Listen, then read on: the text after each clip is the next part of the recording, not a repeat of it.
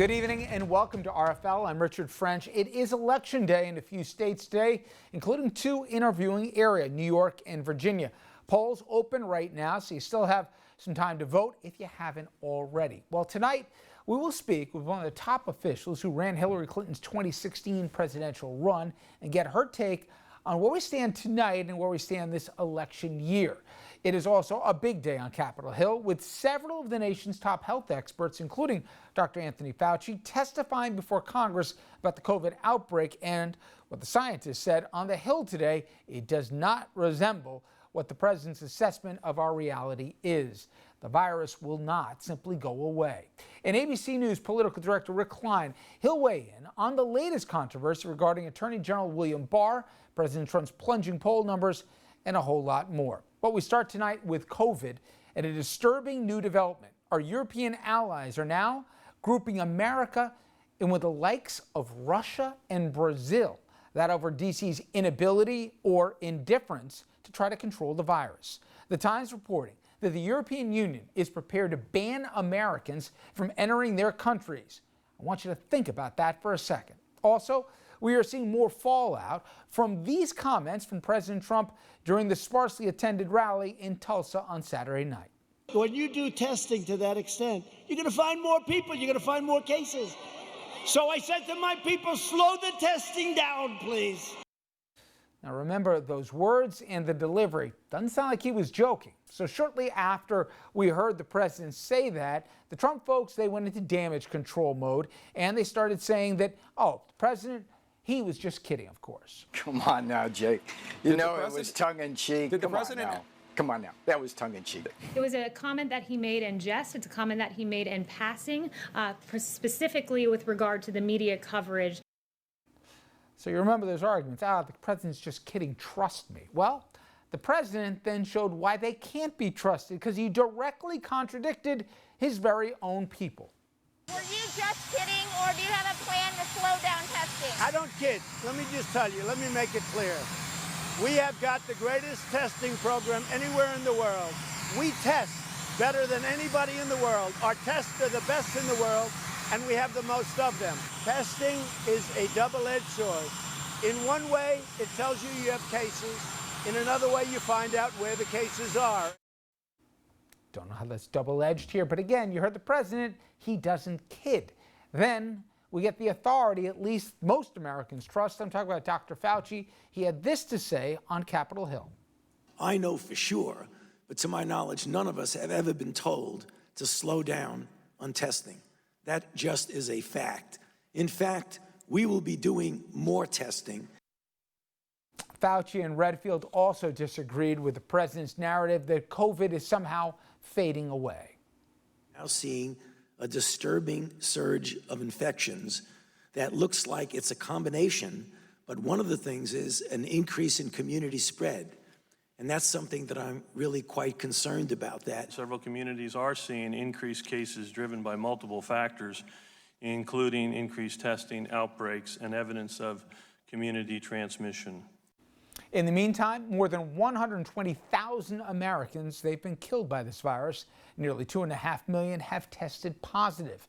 And huge swaths of the country, they're seeing a spike and a tangible one in cases that just keep on trending upwards. This map, it tells a story. Red and orange, they show places where rates are rising. Blue, where they're falling. As you can see, all over the South, the West Coast, and the Southwest, the numbers just keep on climbing. In fact, the number of cases is up 22% over just the past 2 weeks.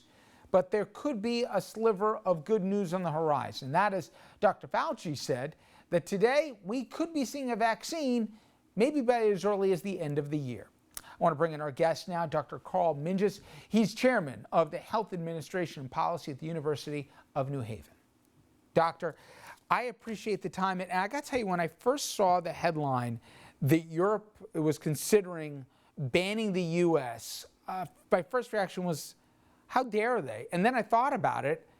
I don't think I can blame them. With all the numbers and all the apathy, at least from the administration, and mixed messaging, to put it politely, we have not done our part, and the numbers bear it out. I don't know that I can blame Europe.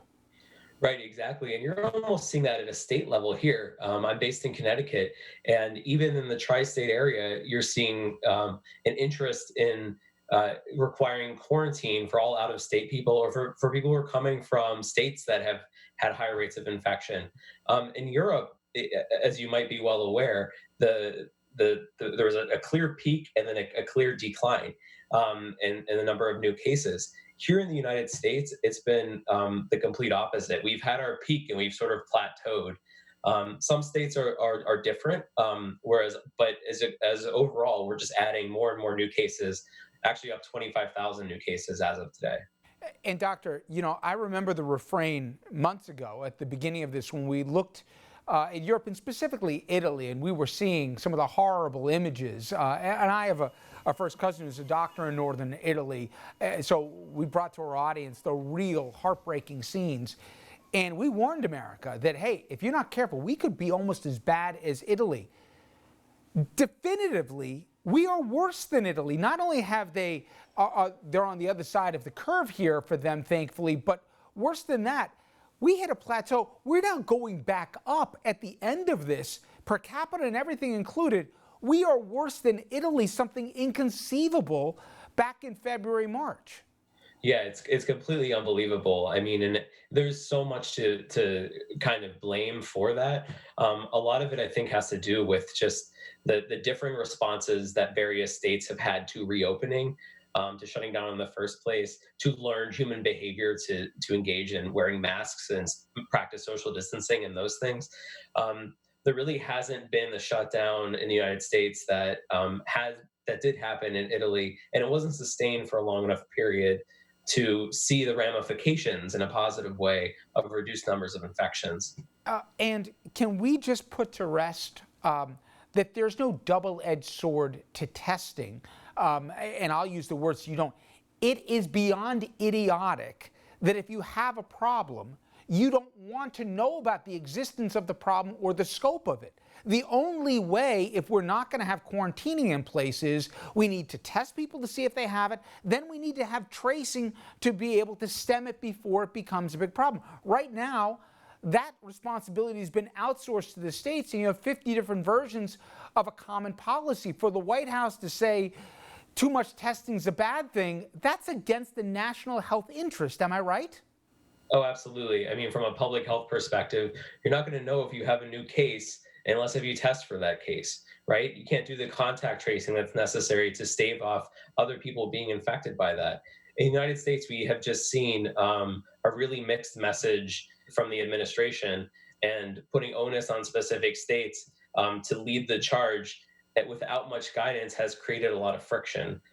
There's a lot of interest economically to reopen, but if it wasn't done in a phased approach in one state, but was done in a phased approach in another state, we're now seeing the differences between the two and the importance of having a phased approach to reopening that also tests all the time to be sure that we're capturing the number of new infected cases. And keep in mind, mortality rate follows 3 to 4 weeks after the infection rate. So we're seeing these increases in infections, and that really worries me for what's coming in terms of mortality rate. Well, and that's a perfect segue to my next question, because you're at the University of New Haven, and like universities and colleges across this country, administrators are struggling what to do in the fall. You look at Florida, you look at Arizona, doctor. Unlike at the beginning of the first wave here, the positive cases and the percentages that make up young people, they've gone through the roof. I think there's this broad assumption, well, younger people are healthy, they'll be fine. Let's hope that's the case. I guess, as you're saying, we'll learn in about 3 weeks' time, but they obviously can be spreaders here, even if they're asymptomatic. Talk about the concerns about the new wave of this. I know we're in the first wave, but the younger people making up such a big portion of these new positive cases. Right. I mean, and it goes on for decades that younger folks are more likely to engage in risk-seeking behaviors or risk-taking behaviors. So it's not a surprise to me that they're not wearing masks, that they're hanging out with their friends, that perhaps they're telling loved ones that they're not doing those behaviors and engaging in them because they feel that they're invincible, right? But the fact that they can spread it to their relatives, to their parents, to their grandparents who are older, who are more vulnerable, who have more comorbidities, that are more likely to experience an adverse event for COVID, just goes to show the importance and the need for us to really rein in on this population and to institute policies to try to not only increase testing, but also increase the public health precautions and awareness and importance of that for this younger adult population. That brings me to my last question, which is about a vaccine. And at least on that, all of us can agree the sooner the better. However, we're going to have a confluence, and as you said, we're still in the first wave of this. When the second wave happens, and history says it's when, not if. If there's a confluence between the regular flu, and I was shocked to learn that still less than 50% of Americans even take the flu vaccine right now, and now on top of that, you have the second wave of COVID. How are we going to handle that? And you know the medical systems, I think people are under this supposition that we got through the worst of it, a month or so ago. We're all equipped for the second wave and we're all prepared with the PPE, the staffing here, the ventilators, etc. To distinguish between flu and COVID when they have so many of the same symptoms, and to assume the medical system's ready and that the public, given some of the messaging from this White House, is going to be willing and motivated to vaccinate, I think there's a bunch of ifs in that equation. Am I wrong? Oh yeah, it's confounded by a lot of relationships that you talked about. And then for vaccinations, I mean, like, we can hope that there's a good vaccine available by the beginning of the year. Whether or not that vaccine is actually as effective or not is going to be seen. This is why vaccines take years to develop. But it's worth a shot, right? And it's worth a shot giving the vaccine to people who are willing to take it, starting with the most vulnerable, with those individuals that are older adults or have comorbid conditions. But then it's also worth thinking about, like, if we're going to go down this path of combination of influenza season, second wave of COVID, and then combine that with the months leading up to an election, it's going to be a mess. So our public officials need to hone in their public health message, express the importance of wearing masks to protect yourself and protect others from COVID transmission, to practice hand hygiene, to do all the public health measures that are necessary to really stave off this crisis is imperative to avoid that exploding second wave. If we even have a second wave, maybe this thing just stays and plateaus. It's to be seen. But I do think it is very telling, sadly, that we haven't heard from the COVID task force with any press conferences. We don't even know the level of meetings or the interest there is from the White House. And more than that, there certainly is mixed messaging, as I said, to put it politely, between what we heard from Dr. Fauci and team today, from what the president has said and continues to say on the trail. Doctor, I appreciate the time. Thank you so much. My pleasure. Thank you. All right, everyone. When we come back, we're going to pivot to the presidential race and talk to one of the top people who actually ran Hillary Clinton's 2016 presidential campaign. And we'll say then and now, with today's primaries here, what should we look forward to? And also, how about come fall when Trump and Biden go head to head?